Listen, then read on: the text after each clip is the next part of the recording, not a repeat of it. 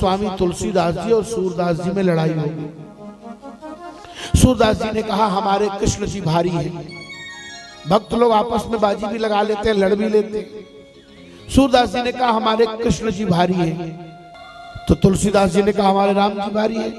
बोले ठीक है, अब इसकी परीक्षा कल होगी। क्या?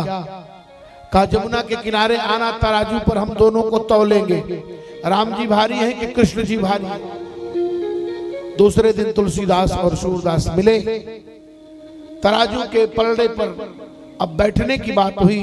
तो तुलसीदास जी ने कहा सूरदास पहले तुम मुझसे बड़े हो, बैठ जाओ। श्री सूरदास जी महाराज जब बैठे तो लड्डू गोपाल भगवान को ले लिए और बोले हे ठाकुर जी मेरे। तुलसीदास जी बैठे तो बोले हे श्री सीताराम जी मेरे हृदय भवन में विराजिए। और जब ही तुलसीदास जी बैठे तो सूरदास जी का पल्ला उठ गया। सूरदास जी हल्के हो गए, तुलसीदास जी भारी हो गए।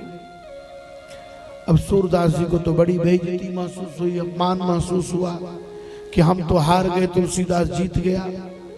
तो लड्डू गोपाल जी से बोले कि सुन सुन, तू जीवन भर हमारे साथ बड़ा धोखा किया है, तुम्हारी छल करने की आदत है। आज मुझे तूने तुलसीदास के सामने हरा दिया, जाओ मैं तुम्हें छोड़कर जा रहा हूं। जो सूरदास जी जाने लगे उसी समय आवाज आई मूर्ति से, सूरदास एक बार मेरी तरफ देखो। क्या देखूं बोलो? सूरदास केवल एक बात बताओ कि दो लोग भारी होते हैं कि तीन लोग भारी होते हैं? सूरदास ने कहा भारी तो तीन होते हैं। तो ठाकुर जी ने कहा जब बैठने की बात आई तो तुमने कहा हे ठाकुर जी आइए मेरे हृदय भवन में बैठिए, तो मैं और तुम मिलकर दो।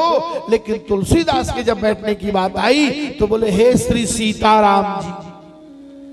तो तुलसीदास और सीता जी और राम जी मिलकर तीन हो गए, तीन भारी हो गए और दो हल्के हो गए। इसका मतलब ये है कि हमारे यहाँ जुगल की उपासना है।